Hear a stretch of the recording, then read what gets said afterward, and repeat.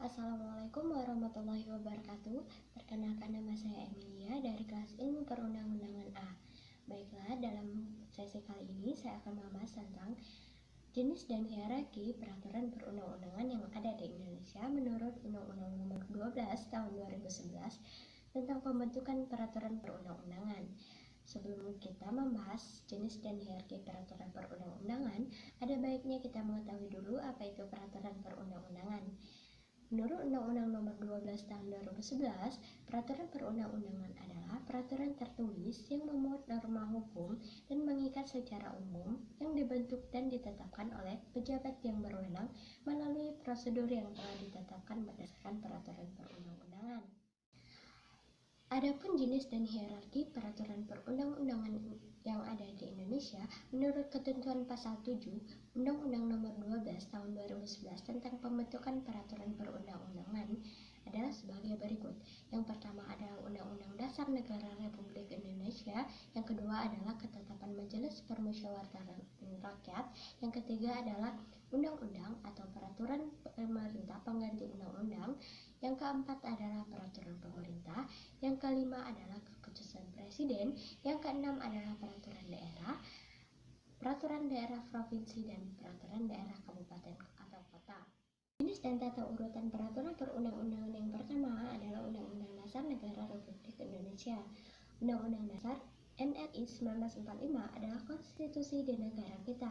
Undang-Undang Dasar merupakan aturan dasar tertinggi yang memuat norma hukum, yang artinya Undang-Undang Dasar menjadi sumber hukum bagi peraturan perundang-undangan yang ada di bawahnya. Dalam batang tubuh ketentuan Undang-Undang Dasar Negara Republik Indonesia tahun 1945 dimuat tentang bagaimana sistem ketatanegaraan dan bagaimana penguasa menjalankan roda pemerintahan. Di dalamnya terdapat jaminan tentang hak asasi manusia, lembaga-lembaga negara, dan bahasa, bendera, dan lain sebagainya. Yang kedua adalah Ketetapan Majelis Permusyawaratan Rakyat. Ketetapan ini dikeluarkan oleh Majelis Permusyawaratan Rakyat pada saat sidang MPR. Ketetapan ini dapat mengikat dan berlaku di dalam majelis maupun di luar majelis. Yang pertama adalah ketetapan. Jika itu ketetapan, maka ia berlaku dan mengikat dan memiliki kekuatan hukum baik di dalam Majelis Permusyawaratan Rakyat maupun di luar Majelis Permusyawaratan Rakyat. Jika ia dalam bentuk keputusan, maka ia akan berlaku hanya di dalam Majelis Permusyawaratan Rakyat saja.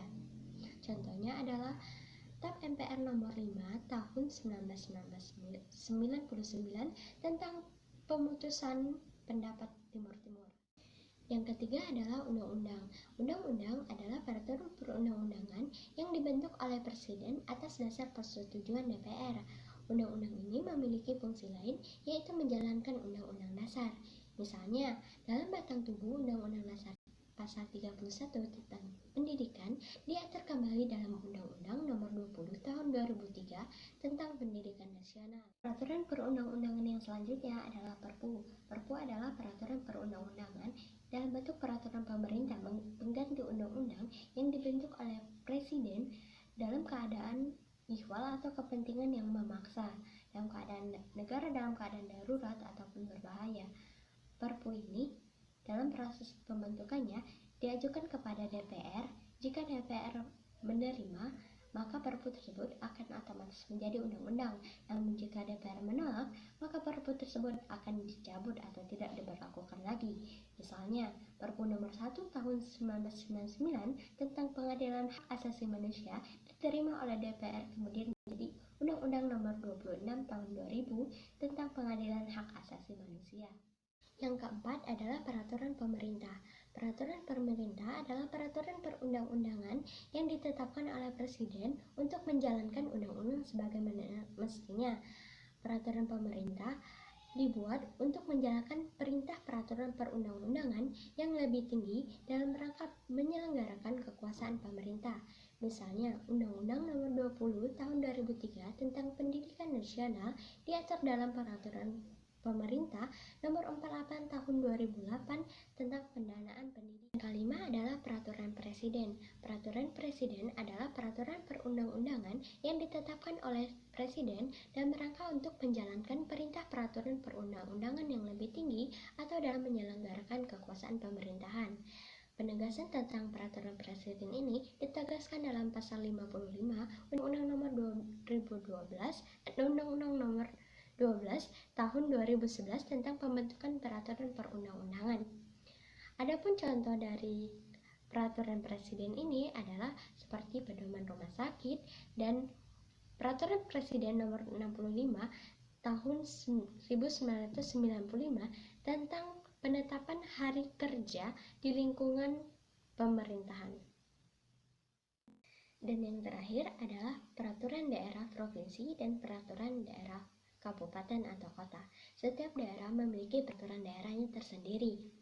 Peraturan daerah provinsi dibuat oleh Dewan Perwakilan Rakyat Daerah bersama dengan gubernur, sedangkan peraturan daerah kabupaten atau kota dibuat oleh Dewan Perwakilan Rakyat Daerah bersama dengan bupati ataupun wali kota.